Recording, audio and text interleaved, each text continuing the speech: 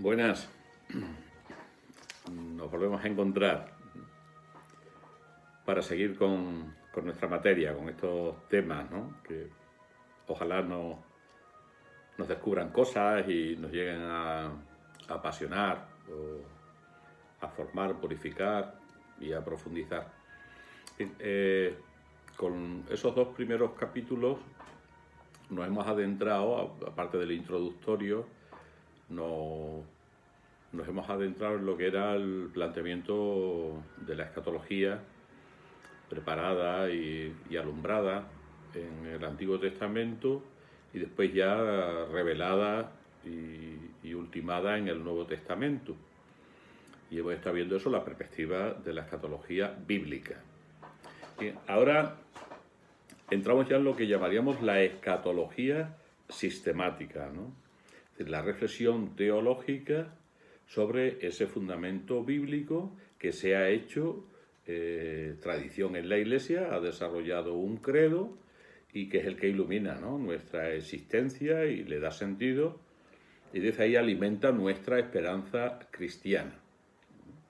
Entonces, al acercarnos a la escatología sistemática, pues siempre vamos a seguir en los temas una misma estructura, que es el fundamento bíblico, lo que es la elaboración en la tradición y en la doctrina de la Iglesia, desde las distintas perspectivas, fundamentalmente dogmáticas, y desde ahí la reflexión teológica actualizada, ¿no? Es decir, la teología hoy cómo traduce y presenta esos contenidos de la doctrina cristiana, del pensamiento cristiano, fundamentados en esa raíz bíblica. Entonces siempre estaremos en esos tres apartados, ¿no? Palabra de Dios, doctrina de la Iglesia y después reflexión teológica actual de ese tema, ¿no?, que es lo que hacemos en teología y lo que hace la Iglesia, ¿no?, llevar al día de hoy ese mensaje y esa doctrina, ¿no? Entonces vamos a ir viendo una serie de temas, ¿no? Es decir, el primer tema está denominado ahí en la obra que tenemos, ¿no?, de Ruiz de la Peña, la parusía, Pascua de la creación. Es un tema que yo lo tengo singular cariño también, ¿no?, ese tema de la Pascua de la creación, y que está hoy tan conectado con todo lo que estamos viendo de Laudato Si, querida Amazonía, y con lo que estamos viviendo también en estos días, ¿no?, porque no deja de ser un grito de la tierra, un grito de la humanidad, una situación ahí que necesita, ¿no?, novedad. Bien, parusía. Si estuviéramos en clase diríamos, ¿a qué te suena la palabra parusía? ¿Y por qué la vinculamos como Pascua de la creación? ¿Qué es eso de la Pascua de la creación, ¿no? Y lo primero que hacemos es elegir este tema, que es, pues, podríamos decir, como un tema englobante de todo lo que es la escatología cristiana. Nosotros rezamos en el credo: desde allí ha de venir a juzgar a vivos y muertos. Ha de venir en gloria a juzgar. Ahí hay dos elementos que están articulados, que es venir en gloria, parusía, y viene a juzgar. La parusía supone un juicio a los vivos y a los muertos. Tanto hay dos realidades ahí tensionales y relacionadas, de paraíso, de parusía, perdón, y de juicio. En el fondo, claro, ahí lo que está es el sentido último de la historia y de la creación. Es la mirada del hombre creyente en Jesucristo, que cree que en Jesucristo se le ha revelado, pues, la plenitud, ¿no?, la salvación que trae y que Él concede a toda la creación. El sentido último de la historia. Ahí está, podríamos decir, el punto omega.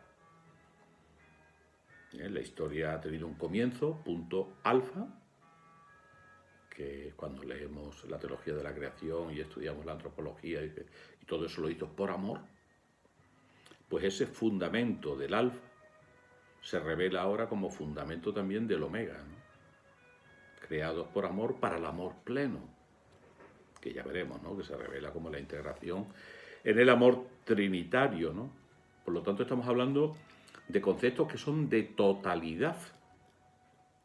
Bueno, nosotros en el cristianismo hablamos de salvación, de escatología, de resurrección. No son términos individuales, sino que son conceptos globales de sentido y de toda la historia, ¿no? Hemos encontrado un sentido a la creación y a la historia. El credo nos habla del creador y igual que nos habla de que creó al principio el cielo y la tierra, nos habla de que habrá vida eterna y que creemos en un mundo futuro, en la vida eterna, en la resurrección universal.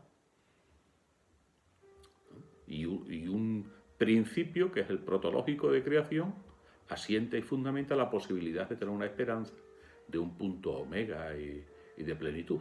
Pero ese punto omega es el que también da sentido al comienzo y lo justifica y hace justicia a toda la historia y a toda la creación. Por lo tanto, lo que hablamos es de una Pascua realizada, ¿no? Cristo ha resucitado y con Él resucitaremos nosotros y con nosotros resucitarán los cielos y las tierras nuevos. Y esos son dos elementos que también están articulados. La resurrección de los muertos y la vida del mundo futuro. Son dos realidades. Entonces estamos viendo cómo hay una conexión, ¿no? Que es parusía, juicio, ¿no? Resurrección y nueva creación. 4 elementos articulados, inseparables. Entonces, cuando hablamos de parusía, estamos hablando de un concepto global, de un dinamismo procesual que implica todos esos elementos. De tal manera que incluso utilizando un solo término de ellos, nos podríamos estar refiriendo a la totalidad. Cuando llegue el juicio, y en el juicio podemos coger todos esos elementos. Cuando llegue la resurrección de los muertos, cuando venga el mundo futuro, llegue el mundo futuro, cuando venga el Hijo del Hombre, parusíaco, es un concepto global, donde esos 4 conceptos están interrelacionados y son inexplicables los unos sin los otros. Será un problema en la escatología cuando se individualice y se separen estos elementos. Y, por ejemplo, se vea el juicio, pero no a la luz de la parusía. O se vea la parusía, pero entendida desde un juicio separado de ella. Entonces se judicializa, se lleva a tribunal la parusía, cuando la parusía es de otro orden, no es de tribunal, ¿no? Bien, vamos a entrar en ello, pues yo creo que según vayamos avanzando, lo vamos a ir descubriendo, ¿no? ¿Por qué nos interesa esto? Bueno, pues nos interesa por lo que es nuestra esperanza, pero, claro, es que la figura de la escatología, del cielo nuevo, de la tierra nueva, no deja de ser nuestra clave de interpretación del presente. Hay una relación con el presente, eso lo veremos en la doctrina del juicio, por ejemplo, ¿no? ¿Cómo entender el juicio? El juicio tiene una doble comprensión. Una cosa es el juicio intrahistórico de determinación, que nosotros nos podemos ir haciendo a la luz del amor de Dios, ¿no? Y otra cosa es el juicio definitivo y conectado con la parusía, que es la acción definitiva y universal de Dios en el amor que viene a salvarnos. Y eso incluso nos habla de la tensión, ¿no? Entre esa parusía que está incoada y que se ha comenzado con la resurrección de Jesucristo, que ya nos afecta y que nos lleva a una vida nueva, ¿no? Y esa aguardar, ¿no?, la manifestación gloriosa y última de ese juicio, una tensión entre la plenitud y el momento que estamos viviendo, ¿no? De tal manera que nosotros cobremos el verdadero sentido de este momento a la luz de lo que ya esperamos. Pero que lo esperamos, lo esperado, lo alumbramos y lo entendemos también desde lo que ya estamos viviendo, como fruto de esa resurrección de Jesucristo. Pues nosotros estamos viviendo en tiempos escatológicos, estamos en los tiempos del Espíritu del resucitado. Y lo que estamos es aguardando la plenitud, ¿no? Pero adentrémonos en los conceptos que nosotros queremos trabajar, ¿no? Y nos adentramos en la parusía Y para hacerlo nos vamos al Nuevo Testamento, pero nos presenta aquí Ruiz de la Peña un modo de hacerlo que yo creo que es bastante pedagógico y que nos puede iluminar, que es entrar en lo que es la parusía, pero entrar en ella desde los conceptos utilizados fundamentalmente en el Nuevo Testamento. Y ahí señalar algunos conceptos, términos que se repiten y que de alguna manera nos pueden dar perspectivas de ese concepto tan global y tan poliédrico. Se habla de la parusía, se habla del día del Señor, se habla de la Epifanía, y en la clave de la Epifanía se habla de Apocalipsis y de manifestación. Son como, ¿no?, tres conceptos claves: parusía, día del Señor y Epifanía, y después dos vinculaciones, en el de Epifanía, que sería el de manifestación, y Apocalipsis. Términos todos que nos suenan, pero aquí lo que vamos a ver es la vinculación que hay entre todos ellos y cómo no se puede entender uno sin los otros, y todos ofrecen una riqueza, una perspectiva a ese contenido de la esperanza. ¿Qué decir del concepto parusía y cómo nos llega? Bueno, viene del verbo pareimi, que significa estar presente, llegar, y normalmente se utiliza de un modo triunfal. Estar presente o llegar de un modo triunfal, solemne y gozoso. Ese es el concepto parusía. Se aplica a las divinidades que vienen trayendo beneficios y gloria en su plenitud, en su poder, pero también se aplica helenísticamente a los reyes. La entrada triunfal de un rey, que puede ser cuando se constituye como rey y entonces pues da bondades al pueblo para que se celebre su reinado, o cuando ha conseguido una gran batalla, la ha ganado, entonces se trae todas las riquezas que ha conseguido, y aquellos sitios por lo que va pasando con toda esa riqueza, pues son como los afortunados, porque el rey, con la alegría de la victoria, va dejando parte del botín, y entonces todos desean que pase el rey por su ciudad o por su lugar tras haber vencido y haber ganado en la batalla.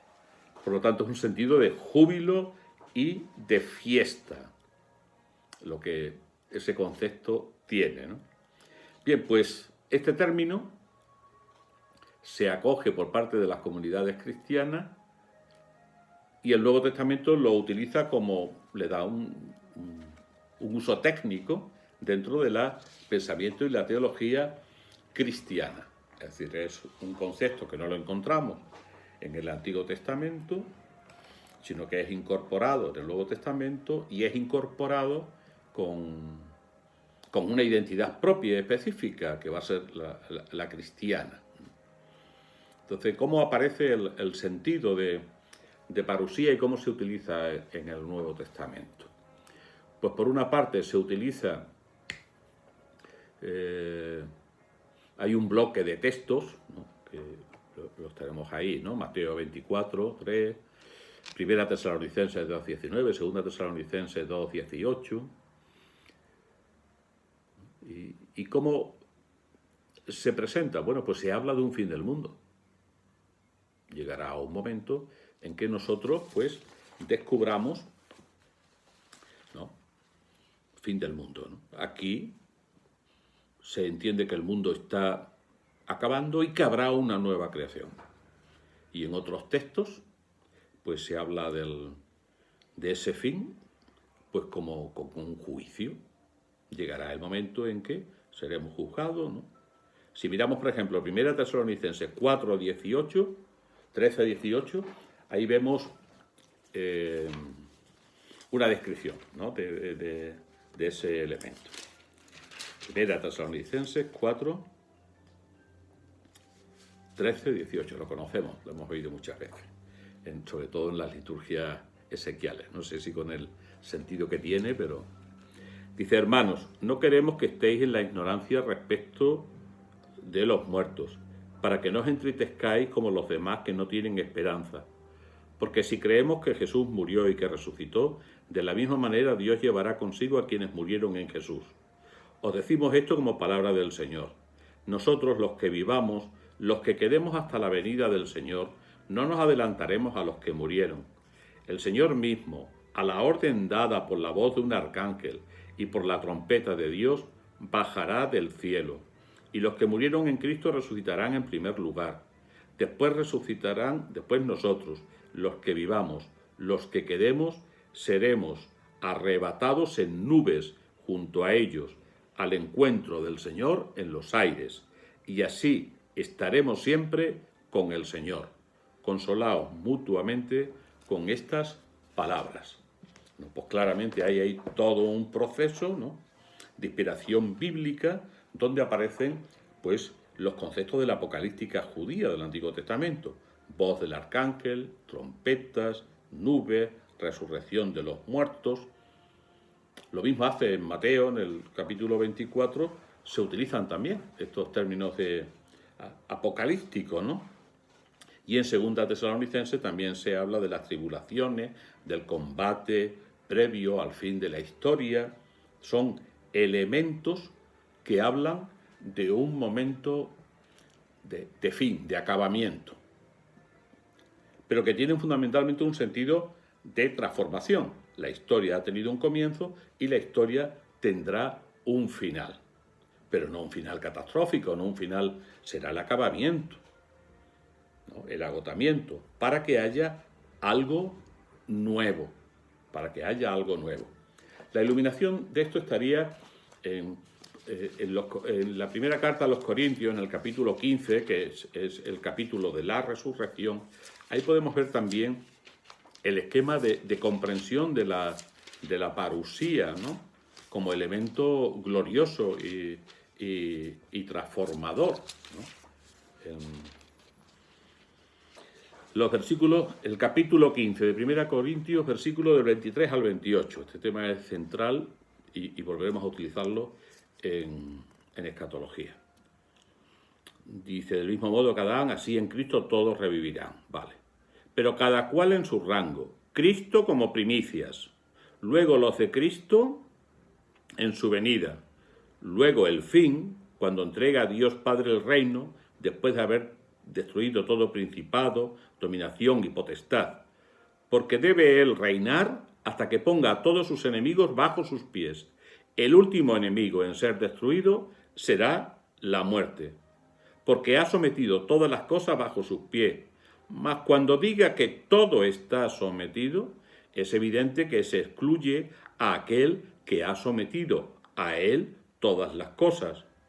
Cuando hayan sido sometidas a él todas las cosas, entonces también el Hijo se someterá a aquel que ha sometido a él todas las cosas, para que Dios sea todo en todos. Bien, ahí claramente, en ese esquema, vemos lo que es el proceso de la parusía como dinamismo, ¿no? Lo primero es: Cristo ha resucitado, versículo 23, pero vendrá proceso, lo estamos aguardando, 24, y ahí del 24 al 26, y ahí se dará el juicio, porque Él viene con un poder que derrota y somete a los enemigos, potestades, etcétera, del mal. En ese final, donde entonces aparecerá una nueva creación. Ahí está claramente lo que es la articulación vinculada de todo lo que entra en la parusía. Resurrección, venida, proceso de imposición sobre el mal y victoria, final, y en ese sentido de resurrección, la nueva creación de toda la realidad por la humanización en la gloria de Jesucristo. Y entonces ese es el sentido cristiano, ¿no? Una perspectiva de la plenitud y del final de la historia, pero en clave de salvación. Se trata de la venida en poder de Dios que acaba con el mal. La parusía es el acabamiento con el mal. Por lo tanto, todo lo que se refiere a parusía, todo lo que se refiere a ese concepto de juicio, como veremos más adelante en la segunda parte de este tema, es referencia a la totalidad, no a la individualidad o la particularidad. Se está hablando de un proyecto de salvación que afecta a toda la realidad creada, que tuvo un comienzo, fundada en el amor, y que tendrá un día último, porque habrá un día primero de una nueva creación, que es lo que aguardamos. Entonces, por una parte viene esa de acabamiento de lo que estamos viviendo, porque somos transformados por la resurrección en algo absolutamente nuevo. Pero eso lo hablamos de toda la humanidad, de toda la creación, es un concepto global. Dios hace todo nuevo, lo hago todo nuevo. Lo iremos descubriendo, ¿no? Entonces, este primer concepto de parusía queda aclarado en esa riqueza, ¿no?, poliédrica y en esas perspectivas de una dinámica que es globalizadora y que afecta a toda la realidad. Otro de los conceptos que aparece en el Nuevo Testamento y que es escatológico, que es iluminador, es el del día del Señor, ¿no? Eso que celebramos el domingo, el día del Señor.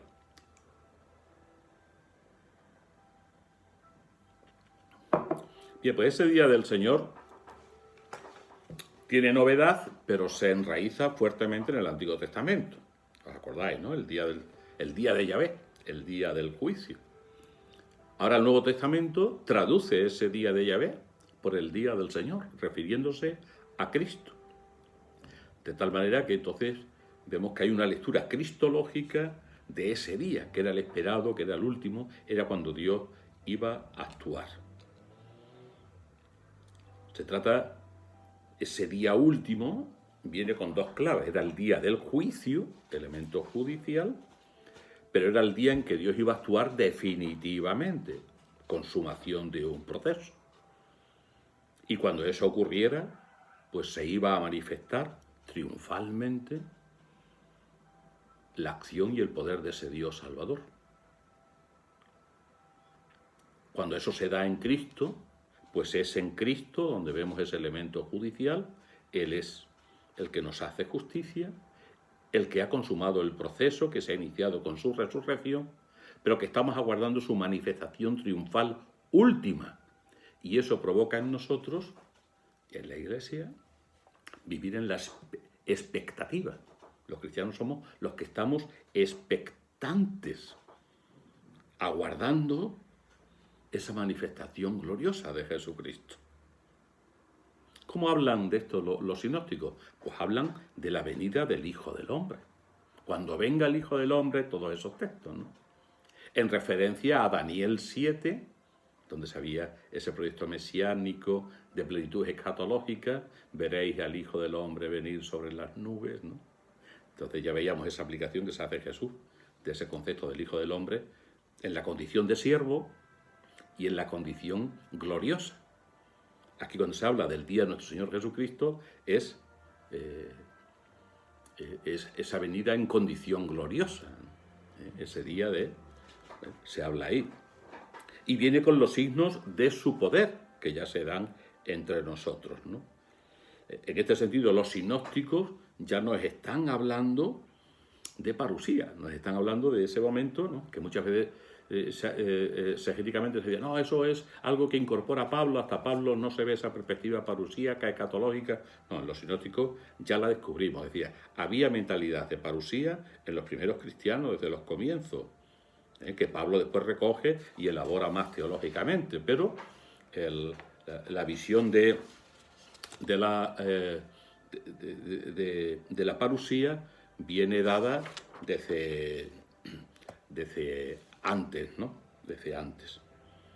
Cristo es el Señor que esperamos y en Él se cumplirá la plenitud de los tiempos.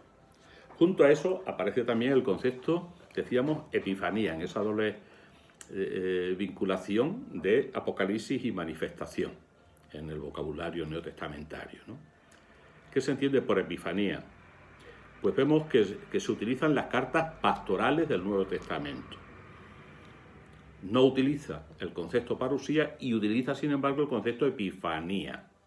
Pero vemos que es como un modo de referirse a la parusía. porque lo que se está esperando precisamente es la epifanía, ¿no? de esa venida, ¿no? ¿Cómo se habla de epifanía? Pues epifanía significa algo que ha marcado históricamente y que tiene una clave como de señalamiento, ¿no? La epifanía de este rey, pues el día que se declaró rey y se consagró como rey, y llegó a ser rey. El día que nació tal rey, el día que ganó tal victoria, ¿no? Se trata como la celebración del nacimiento, del comienzo de algo que era totalmente nuevo. Entonces, bueno, pues es un modo de utilizarlo, ¿no? Entonces se hablará de la epifanía de Cristo, cuando vino a nosotros, se hizo carne, eso sería la epifanía que celebramos como la fiesta de la epifanía. Pero la fiesta de la epifanía tiene otra doble dimensión, que es su venida final en gloria y para todos. Es lo que celebramos en la epifanía, ¿no? Vienen todos los reyes, porque lo que trae como salvación es para toda la humanidad y para toda la creación. Entonces está esa doble condición, ¿no? Epifanía de encarnación, epifanía de plenitud gloriosa, ¿no? De la aparición histórica de algo nuevo, sea por el manifiesto, por el nacimiento, como dice Tito en 2:11, dice, se ha manifestado la gracia salvadora de Dios a los hombres en Jesucristo.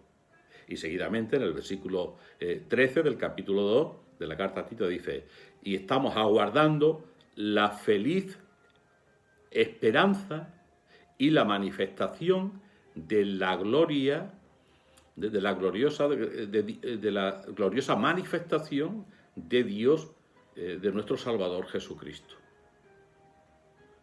Celebramos que se ha manifestado ya la gracia salvadora de Dios a los hombres, aguardamos la feliz esperanza y la manifestación de la gloria grandiosa de Dios, de nuestro Dios y Salvador nuestro Jesucristo, del gran Dios y Salvador nuestro Jesucristo. Es decir, estamos aguardándola en esa tensión, ¿no? De Epifanía supone eso, ¿no? En Él ya se ha dado y estamos aguardando la plenitud donde el gran Dios y Salvador nuestro es Jesucristo. En 2 Tesalonicenses 2:8 encontramos también la clave de esta visión de la Epifanía. Dice, entonces se manifestará el impío a quien el Señor destruirá, hemos dicho 2:8, y aniquilará es decir, entonces se manifestará el impío a quien el Señor destruirá con el soplo de su boca y aniquilará con la manifestación de su venida. Epifanía de su venida, manifestación de su venida, epifanía de la parusía. Epifanía y parusía son en ese sentido el mismo término, la misma revelación, ¿no? Y ahí están las variantes, y esta epifanía supone, por una parte, apocalipsis, revelación, manifestación. Cuando llegue ese día de plenitud de Jesucristo, se manifestará. Ahí tenéis en 1 Corintios 1:7, aparece esa visión, ¿no?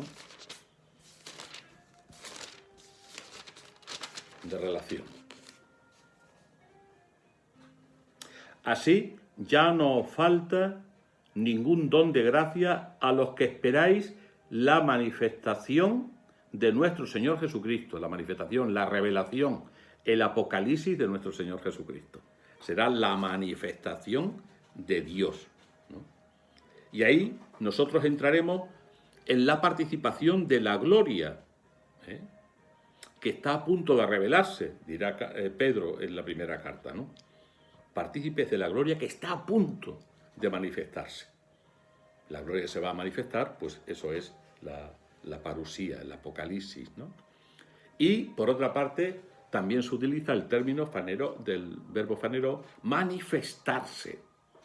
En Colosenses 3:4 nos habla con esa clave también.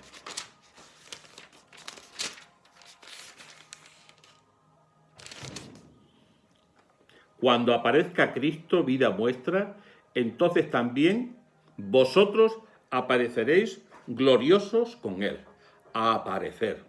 Cuando aparezca Cristo, cuando se manifieste Cristo, muy bonito dice, también vosotros os manifestaréis. Se revelará, nos revelaremos también nosotros, nos descubriremos gloriosos con Él. Por lo tanto, la manifestación será también de nosotros, ¿no? O como dice 1 Juan 3:2, ¿no? Qué bonito. Ahora nos llamamos y somos hijos de Dios. Aún no se ha manifestado lo que seremos. Cuando se manifieste, seremos semejantes a Él porque le veremos como es. Es decir, la manifestación, entonces, como veis, es la plenitud de esa parusía y de ese apocalipsis, ¿no? En el que ya se revela quién es Cristo, se revela quiénes somos nosotros en la plenitud de la gloria. Bien, pues hasta aquí estaría lo que es como el planteamiento, ¿no? Global de... Bueno, ¿y cómo ve el Nuevo Testamento la relación entre la parusía y la existencia cristiana? ¿Qué supone en la vida de los cristianos la parusía?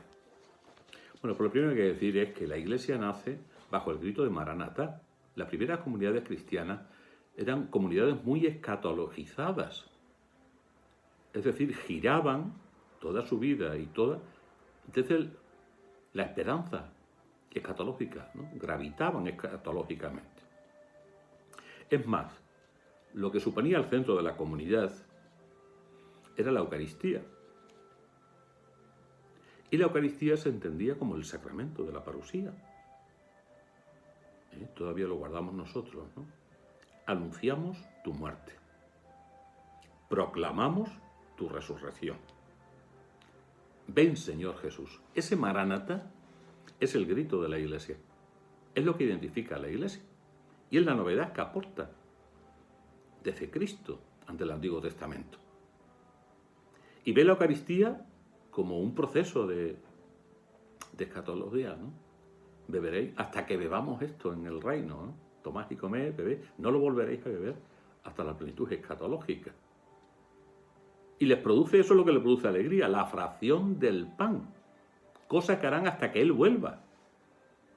Comemos su pan resucitado y glorioso, alimentándonos para la plenitud que ya está cerca, Maranatá.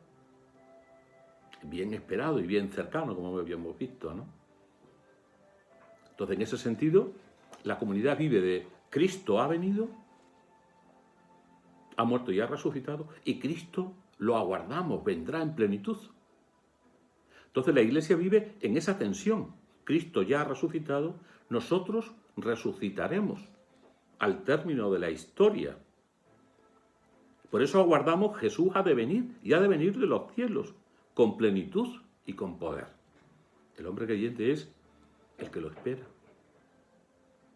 el que cree que va a venir, el que vive en comunión con Él resucitado y está guardando el encuentro definitivo y glorioso con Él, con toda la humanidad y con toda la creación. De ahí se entiende que el cristiano entonces, ¿cómo aguardo? ¿Cómo vive la esperanza? En eso Pablo hace toda una teología, ¿no? Cuando contrasta el día y la noche. Antes estábamos en la noche y ahora ya vivimos en el día. Antes estábamos en las tinieblas, ahora estamos en la luz. Porque vivimos en la fe de aquel que nos ha amado y que ha muerto y ha resucitado por nosotros. Y por eso entonces nosotros somos hombres nuevos. Somos seres del día y de la luz frente a la noche y la tiniebla. Y eso nos lleva a vivir de una manera determinada, a ser sobrios, porque somos conscientes de que vamos de camino y vamos al encuentro, a vivir en la templanza, nada nos puede quitar nuestra paz, y sobre todo a ejercer, ¿no?, virtudes fundamentales que nos vienen dadas desde Cristo resucitado. El amor, la esperanza, la fe, y al final quedará en 1 Tesalonicenses 5, 4, 8, está la descripción de este momento, ¿no? Pero vosotros, hermanos, no vivís en la oscuridad para que ese día esperado os sorprenda como ladrón. Pues todos vosotros sois hijos de la luz e hijos del día. Nosotros no somos de la noche ni de las tinieblas. Así pues, no durmamos como los demás, sino velemos y seamos sobrios. Pues los que duermen de noche duermen, y los que se embriagan de noche se embriagan. Nosotros, por el contrario, que somos del día, seamos sobrios, revistamos la coraza de la fe y de la caridad con el yelmo de la esperanza de salvación. Es el marco de comprensión de la vivencia del hombre creyente que aguarda, porque ya ha tocado el día, ya ha tocado la luz y aguarda la plenitud. Entonces, ¿cómo la aguarda? Pues viviendo desde la luz, viviendo desde la esperanza, con los ojos propios de la luz. De tal manera que a veces incluso puede parecer, pues entonces ya el que espera la resurrección y espera ese momento definitivo, pues ya vive con unas claves y en algún momento incluso algún texto se puede entender que es una invitación a evadirse del mundo y de todo esto. Nosotros ya vamos a resucitar y estamos esperando que venga, nosotros ya no tenemos que... Este mundo nos importa poco, ¿no? Entonces en 1 Corintios 7 a veces se ha entendido ese texto así, ¿no? El 29-31, ¿no?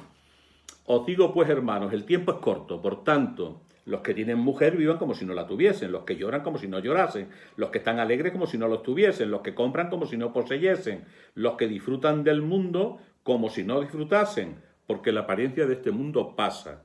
Parece que es como para evadirse, aunque después aparece una clave. Yo os quisiera libre de preocupaciones.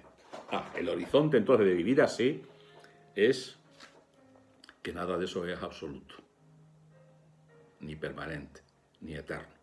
Que hay otro horizonte de comprensión, ¿no? Por eso cuando se ve que están perdiendo el compromiso, la inquietud del hoy, lo que viven y lo que tienen, pues Pablo enseguida dice, que os estáis pervirtiendo el verdadero sentido de la esperanza y del compromiso, ¿no? En 3, 6, 12 dice, hermanos, os mandamos en nombre del Señor Jesucristo que os apartéis de todo hermano que viva desordenadamente y no según la tradición que de nosotros recibisteis. Ya sabéis vosotros cómo debéis imitarnos, pues estando entre vosotros no vivimos desordenadamente, ni comimos de balde el pan de nadie, sino que día y noche con fatiga y cansancio trabajamos para no ser una carga a ninguno de vosotros, no porque no tengamos derecho, sino por daros en nosotros un modelo que imitar. Además, cuando estábamos entre vosotros mandábamos esto: si alguno no quiere trabajar, que tampoco coma, porque nos hemos enterado que hay entre vosotros algunos que viven desordenadamente sin trabajar nada, pero metiéndose en todo. A esos les mandamos y les exhortamos en el Señor Jesucristo a que trabajen con sosiego para comer su propio pan. Nada más lejos de la expectativa cristiana o de la parusía cristiana y de la esperanza que provoca que el evadirse del mundo o el evadirse de los problemas del mundo, ¿no? Trabajen para comer, pero yo os quisiera sin preocupaciones, con una esperanza que os libere, que os haga realmente libres. Y entonces la clave de la esperanza os provocará una libertad que generará en vosotros un estado de vida ante el mundo que os hará luz para el mundo. Entonces ahí está como el 11º mandamiento, dicen algunos, ¿no? que añade Pablo y que sería consecuencia de las bienaventuranzas, ¿no? Y que lo da en Filipenses 4:4, ese texto tan bonito. Estad siempre alegres en el Señor. Os lo repito, estad siempre alegres, que vuestra mesura la conozca todo el mundo, porque habéis encontrado el verdadero sentido de la vida. La escatología, ¿no? Lo esperado, lo último, y lo mira el presente. Lo llena de esperanza y lo hace fecundo. Y trae la alegría incoada del gozo que esperamos. Eso que supone una vida sin sufrimiento, sin limitaciones, sin debilidad. No, aparecerán hasta virus, tal, ¿no? Pero, como dice Romanos 8:18, los sufrimientos de ahora no son nada comparados con la gloria que esperamos. Estos sufrimientos serán transformados. Son como un parto. Entonces, vivir, ¿no? Vamos a leerlo, porque es un texto para mí también emblemático, ¿no? de la escatología, ¿no? En Romanos, la creación entera gime con dolores de parto ante la nueva creación que se avecina, ¿no? Que es un texto que es muy conocido en Romanos 8 y volveremos sobre él, pero vamos a leerlo para ir terminando esta parte. Dice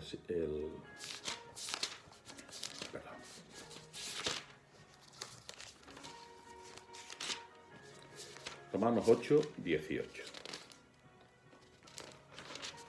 Ahí lo volveremos a ver. Porque estimo que los sufrimientos del tiempo presente no son comparables con la gloria que se ha de manifestar en nosotros. Pues la ansiosa espera de la creación desea vivamente la revelación, manifestación, de los hijos de Dios. La creación, en efecto, fue sometida, bueno, y lo va explicando, ¿no? Pero estimo que los sufrimientos del tiempo presente no son comparables con la gloria que se ha de manifestar en nosotros, ¿no? Que estamos llamados a esa parusía. Por lo tanto, el horizonte de la parusía y de la escatología cristiana es llegar a la verdadera libertad. Una esperanza que nos lleva a la auténtica libertad y que está fundamentada en este Cristo que ha resucitado y que vendrá en poder y en gloria, con un juicio de salvación y de plenitud para todos, que hará justicia a todo sufrimiento, a toda víctima y también a todos los que han muerto, ¿no? Hay un cartel con los 24.000 que van fallecidos en esta pandemia en España, ¿no? Que no dejan de ser un signo de todos los que están muriendo en el mundo y de aquellos que no se cuentan, porque son los más pobres y los más débiles y ni siquiera tienen para contar. Pues nada, hasta aquí la parte bíblica del tema de la parusía como Pascua de la nueva creación. Después ya veremos la segunda parte, que es la parte doctrinal y la reflexión teológica, en esta primera parte del tema. Y después veremos la singularidad del concepto juicio y cómo entender ese juicio que vamos a vivir y que Dios va a hacer sobre nosotros.